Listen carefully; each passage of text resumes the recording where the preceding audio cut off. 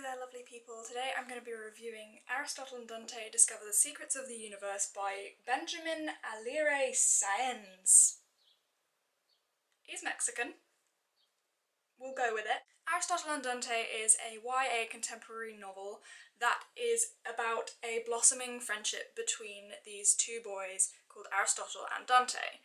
Now, Aristotle is very mad at the world and sort of very uncertain, and Dante is very upbeat and he has very significant traits about him. He's not afraid to be different. This book was published in 2012, so quite recently, and it's around about 360 pages long.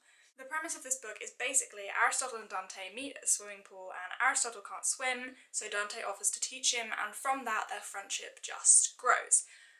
The one thing that I loved about this book is that it was mostly about friendship, and it was not sort of dominated by a romance, which is very common in contemporary novels and can sometimes get a little bit samey. I'd never read anything by a Mexican author before, so it was quite interesting for me to read something from that kind of background, and I loved the whole sort of play on the culture in the book. There's lots of jokes about who's more Mexican between Aristotle and Dante, and it's a very witty, kind of funny little back and forth between them. It doesn't take up much of the story, but it's still there, and it's quite nice to see different cultures represented in novels as well. The one thing that really struck me about this novel was the characterization, because the two boys are so different, but they're so similar in so many ways. So, as I said, Aristotle is very sort of secluded, and he's quite alone, and he's quite sort of brooding and quite angry.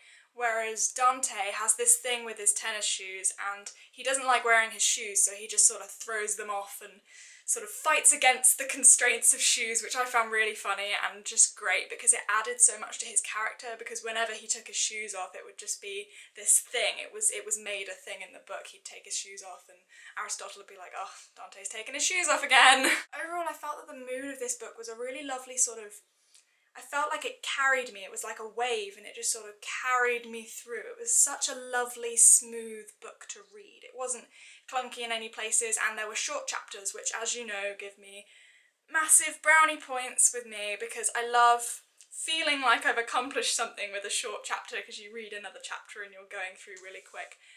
But overall, I would highly recommend this book, and if you have read it, let me know down in the comments, let me know what you thought of it.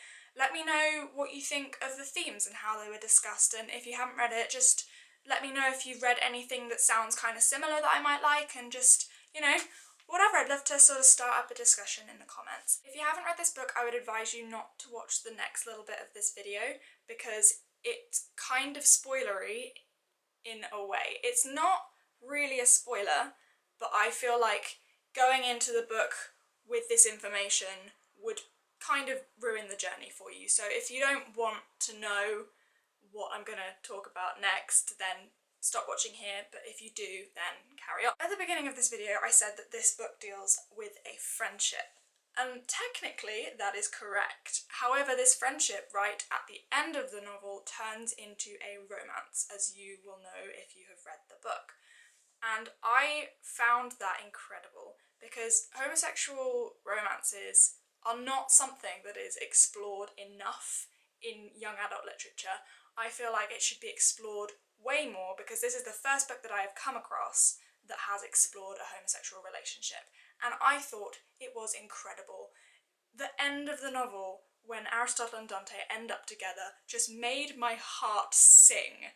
It was incredible. It was really the happiest moment in that book, and I felt uplifted and I felt so great. I found it incredible for him to do that, because I can only imagine how hard it is for somebody to admit to themselves that they are homosexual. I have a few friends that are homosexual and even bisexual, and they are the nicest people on the planet, but it was hard for them to sort of come out and talk about their sexual preferences, and I feel like this book is a wonderful, wonderful book for anybody who is going through that kind of struggle of trying to sort of tell their loved ones and their friends and family that they are homosexual. There is nothing wrong with it, and this book really, really preaches that, and it really sort of takes you through the stages of emotions that sort of maybe go through your head when you're thinking about telling your friends and family about it. I haven't experienced that personally because I'm not gay. I'm just gonna put it out there, but I see nothing whatsoever wrong with it. I actually think it's adorable. I think it's the cutest thing ever, and as I said, some of my best friends are gay, so there is nothing wrong with it, and I loved that that was preached in this book. Thank you guys for watching, and I will see you again next time. Bye!